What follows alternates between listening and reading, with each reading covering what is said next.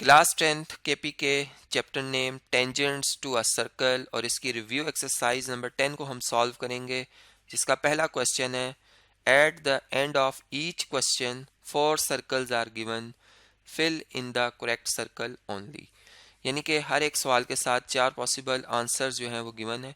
दुरुस्त जवाब जो है उसके सर्कल को हमें शेड करना होगा। जैसे पहला पार्ट है, इसमें लिखा हुआ है कि इन दी फिगर ACB इज कॉल्ड। ये जो डायग्राम इस क्वेश्चन के साथ मुंसलिक है, अगर आप इसमें देखें तो जो ACB है ये किस को रिप्रेजेंट कर रहा है। तो देखें ACB का पाथ एक सर्कुलर पाथ है और सर्कुलर पाथ पे जो डिस्टेंस होता है, ये जो सेगमेंट होती है उसे हम मतलब आर्क कहते हैं। ठीक है, ये अगर आप देखें तो ये इस सर्कल का एक पार्ट है, पोर्शन है, portion of circle ACB is called an arc.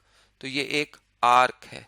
यहाँ पर जो ऑप्शन ए है बिल्कुल बेस्ट ऑप्शन है, यानी जो पहले सर्कल है, पहला सर्कल है, इसको हम शेड कर देंगे और ये सीखे से हमारा जो पहला पार्ट है वो यहाँ पे कंप्लीट हो जाता है। जी, पार्ट 2 है, इसमें लिखा हुआ है कि in a circle with centre O, if OT is the radial segment and PTQ is the tangent line then. यानी अगर आप इस सर्कुलर फिगर को देखें, इस सर्कल जिसका सेंटर O है, इसमें OT जो है वो रेडियल सेगमेंट है, यानी रेडियस है ये डिस्टेंस O से लेकर T तक, और T जो है वो पॉइंट ऑफ टेंजेंसी है। चूँकि जो ये लाइन आपको PTQ बताई गई है ये टेंजेंट लाइन है। टेंजेंट लाइन एक ऐसी लाइन को कहा जाता है जो सर्कल को सिर्फ एक पॉइंट से पास करती हुई गुजरती है और सर्कल के अंदर से नहीं गुजरती है। ठीक है, और T एक कॉमन पॉइंट है जो कि एक वाहिद पॉइंट है सर्कल का भी और इस लाइन का भी।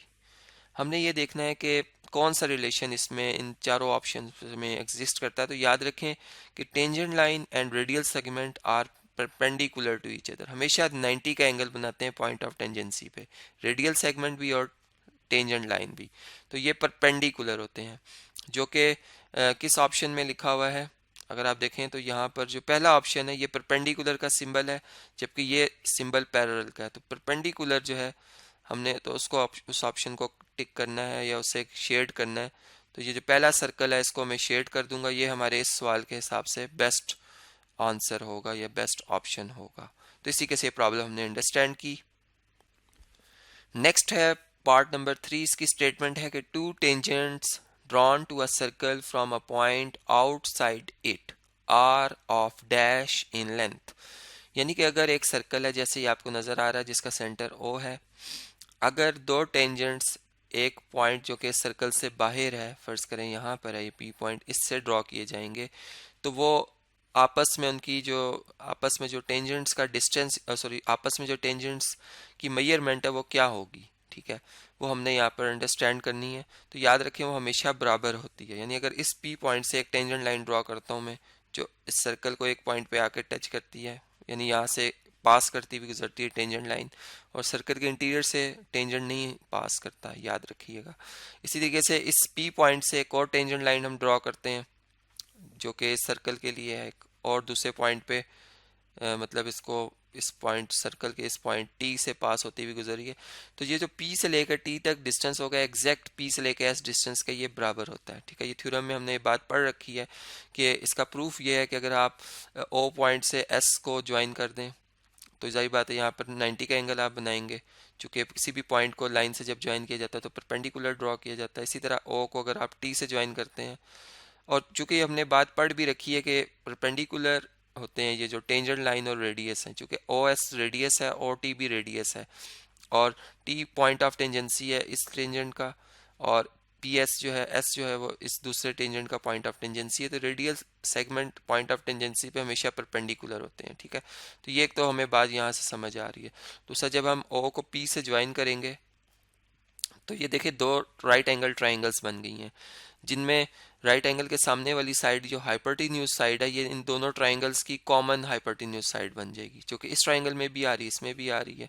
और ये रेडियस है इस सर्कल का भी और इस सर्कल का, यानी एक ही सर्कल का रेडियस है जो कि हमेशा इक्वल रहता है इसकी मेजरमेंट। तो ये HS पासुलेट की बेस पे, चूंकि हाइपोटेन्यूज दोनों ट्राइंगल्स का, इन दोनों राइट एंगल ट्राइंगल्स का कॉमन है, और ये साइड दोनों की कॉन्ग्रेंट है, तो एच एस पास्टुलेट की बेस पर हम कह सकते हैं दोनों ट्राइंगल्स कॉन्ग्रेंट है। तो जब ये दो ट्राइंगल्स कॉन्ग्रेंट है तो इनकी ऑल कोरस्पॉन्डिंग साइड्स जो है वो भी कॉन्ग्रेंट होंगी और ऑल कोरस्पॉन्डिंग एंगल्स भी कॉन्ग्रेंट होंगे। तो जो पी से लेकर टी डिस्टेंस है और पी से लेकर जो एस डिस्टेंस है वो आपस में कॉन्ग्रेंट होगा।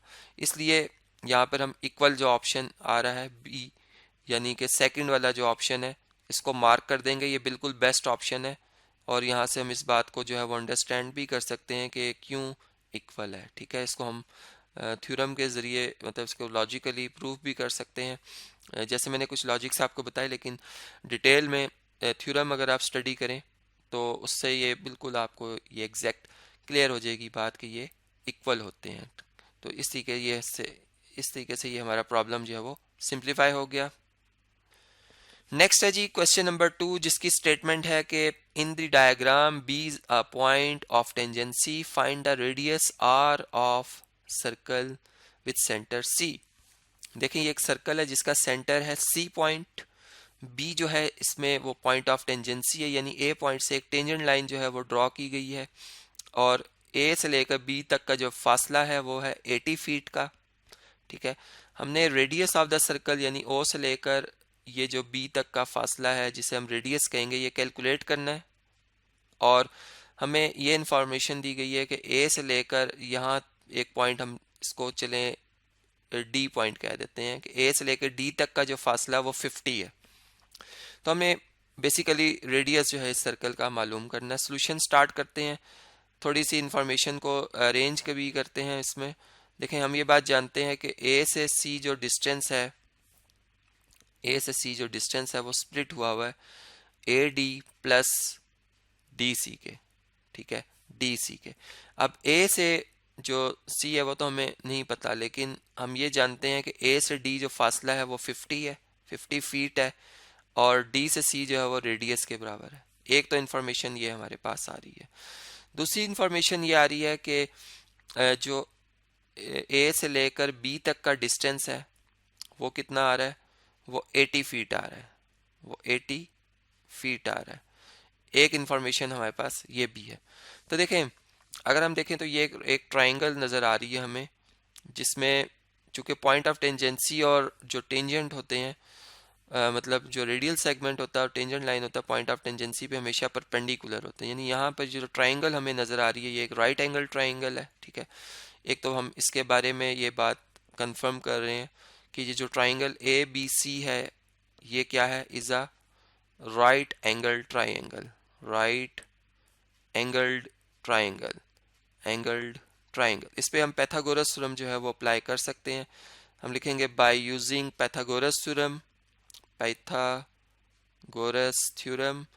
पाइथागोरस थ्योरम के हिसाब से हम ये बात जानते हैं कि जो side opposite to right angle होती है यानी हाइपोटेन्यूज साइड जो होती है उसका स्क्वायर किसके बराबर होता है, वो बराबर होता है रिमेनिंग टू साइड्स, यानी जो perpendicular side square plus base side square के बराबर होता है, यानी इन दोनों के स्क्वायर के सम के बराबर होता है। अब इनकी वैल्यूज इसमें दर्ज कर लेते हैं। जैसे हाइपोटेन्यूज राइट एंगल के सामने जो साइड है वो है ए सी, जो कि हमने देखा 50 प्लस आर है, हम 50 प्लस आर लिख देंगे इसकी जगह, ए सी की जगह। ठीक है, हाइपोटेन्यूज की जगह। परपेंडिकुलर जो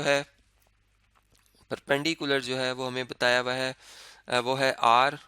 ठीक है, वो आर है, और बेस जो है वो है 80। तो हम इनकी वैल्यूज इसमें दर्ज करके इसको सिंप्लीफाई करते हैं। तो इसकी जो कैलकुलेशन है, चलें अब नेक्स्ट मैं आपसे इधर शेयर कर लेता हूँ।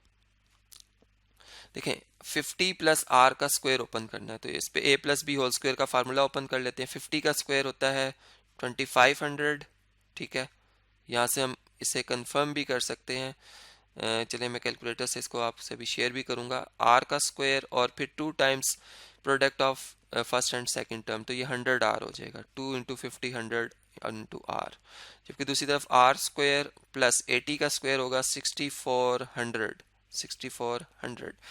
अब 6400 और आर स्क्वायर को आप अगर दूसरी तरफ शिफ्ट कर लेते हैं या इन दोनों टर्म्स को आप राइट साइड पे शिफ्ट कर लेते हैं, यहाँ पर 100 आर रह जाता है, जबकि दूसरी तरफ आर स्क्वायर प्लस 6400। ठीक है, और इसमें से माइनस हो जाएगा 2500 भी, और इसमें से माइनस हो जाएगा आर स्क्वायर भी। तो इन्हें अगर हम माइनस कर दें तो क्या आर स्क्वायर से कैंसिल, 100 आर किसके बराबर आ रहा है? 6400 में से 2500 अगर माइनस कर दिए जाएं तो ये बनता है तकरीबन, अगर 20 माइनस करें तो बनता है 44, और उसमें से अगर 5 भी माइनस कर लें तो ये बनता है 3900। ठीक है, चलिए इसको कंफर्म करते हैं, इसकी कैलकुलेशन कैलकुलेटर पे चेक करते हैं कि हमने ठीक की है।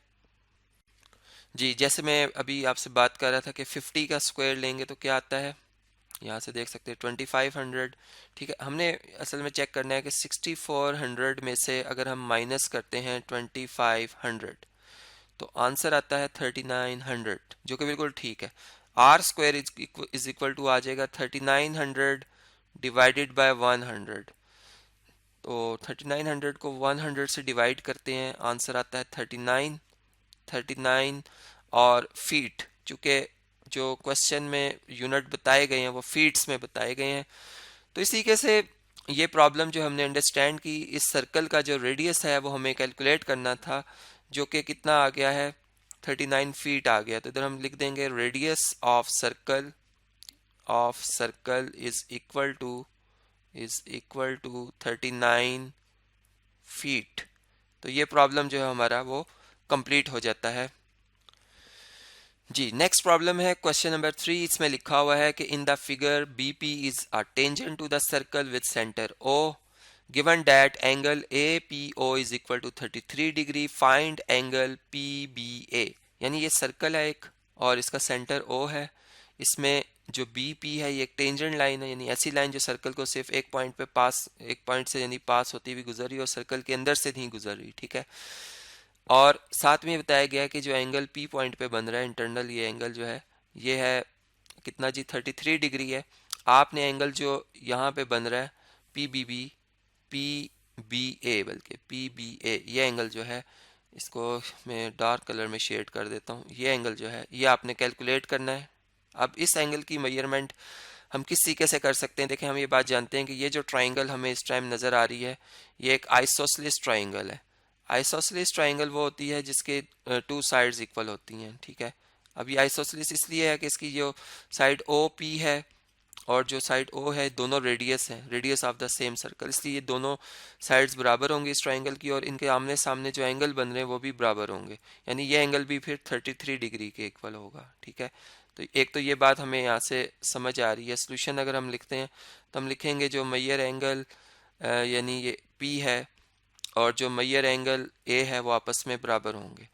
तो अगर आपने फिर मैयर एंगल O फाइंड करना है जो कि AOP है, मैयर एंगल AOP है, वो कैसे फाइंड होगा, चूंकि ट्राइंगल के तीनों एंगल का सम 180 डिग्री होता है, 180 डिग्री में से माइनस कर देंगे एंगल 33 और ये भी एंगल 33, यानी 33 और 33 अगर ऐड करें तो 66 डिग्री, या आप माइनस कर देंगे। तो 180 में से अगर हम 66 डिग्री माइनस करते हैं, 180 माइनस 66, तो ये आंसर आता है 114। ये एंगल 114 डिग्री का आ जाएगा। एक एंगल हमें पता चल गया कि ये एंगल 114 का है। अब ये जो एंगल है इसका सप्लीमेंट्री एंगल है, यानी इन दोनों का सम जो है, इस एंगल का और इस एंगल का सम 180 डिग्री के बराबर है। तो हम यहाँ पर ये भी बात लिखेंगे जो मैयर एंगल AOP है और प्लस मैयर एंगल जो है BOP है, इन दोनों का जो सम है वो 180 डिग्री के बराबर है। ठीक है, तो हमने अगर एंगल जो है BOP फाइंड करना है, BOP, तो हम कैसे फाइंड करेंगे, 180 डिग्री में से माइनस कर देंगे हम एंगल AOP को, जो कि हमने अभी फाइंड किया 114 डिग्री आया है। ठीक है, तो चलें इसकी कैलकुलेशन देखते हैं कि ये क्या आंसर आता है। अगर हम 180 में से 114 को माइनस करते हैं, 180 माइनस 114, तो ये 66 ही आ जाता है। ठीक है, 66 डिग्री। तो इसी के से ये एंगल जो BOP है वो हमने कैलकुलेट कर लिया। अब देखें, अब हमने जो ये एंगल है O बल्कि PBA जो एंगल, ये B पॉइंट पे जो बन रहा था एंगल, अब हमने इसको असल में कैलकुलेट करना है। हम इस ट्राइंगल के इस एंगल तक पहुंच चुके हैं। अब हम ये बात जानते हैं कि टेंजेंट लाइन और रेडियल सेगमेंट, ये OP जो है वो रेडियस है, रेडियल सेगमेंट है, और ये जो है टेंजेंट लाइन है। टेंजेंट लाइन और रेडियल सेगमेंट हमेशा आपस में परपेंडिकुलर होते हैं, यानी कि 90 का एंगल बनाते हैं। यानी ये एंगल आप देखें 90 डिग्री है, ये एंगल 66 डिग्री आ गया। तो एंगल जो बी है वो अब कैलकुलेट करना बड़ा आसान हो गया हमारे लिए। हम लिख सकते हैं कि जो एंगल है हमने कैलकुलेट करना है PBA, वो कैसे आएगा। वो 180 डिग्री, चूंकि एंगल ट्राइंगल के तीनों एंगल का सम 180 डिग्री होता है, उसमें से आप 66 भी माइनस कर देंगे और उसमें से आप 90 भी माइनस कर देंगे। 180 में से 90 निकाले तो 90 रह जाता है। 90 डिग्री में से अगर आप 66 डिग्री को माइनस करते हैं तो ये 27 डिग्री जो है इसका जवाब आ जाता है। इसको अगर हम रीचेक भी कर लें, चलें इसको रीचेक करते हैं कि ये मैं ठीक कह रहा हूँ या बल्कि नहीं, 24 आएगा, क्योंकि अगर इसमें 4 ऐड करें 70 बनता और 24, ये 24 डिग्री बनता है। इसको वेरीफाई भी कर लेते हैं इस आंसर को कैलकुलेटर पे कि 90 माइनस 66 कितना होता है जी। 90 माइनस 66 तो ये बनता है 24 डिग्री। तो इसी कैसे जो ये मेजर एंगल PBA है, जो रिक्वायर्ड एंगल था हमें, उसकी मेजरमेंट हमने कर ली है। वो कितनी आ रही है, वो आ रही है जी 24 डिग्री। तो इधर हम इसको नीट करके भी लिख लेते हैं 24 डिग्री। अब इस वीडियो को मैं कंटिन्यू कर रहा हूँ नेक्स्ट वीडियो में, जिसमें मैं इस एक्सरसाइज के जो नेक्स्ट क्वेश्चन है, क्वेश्चन नंबर 4 एंड उससे आगे जो आने वाले क्वेश्चन है, वो आपसे एक एक करके डिस्कस करूंगा।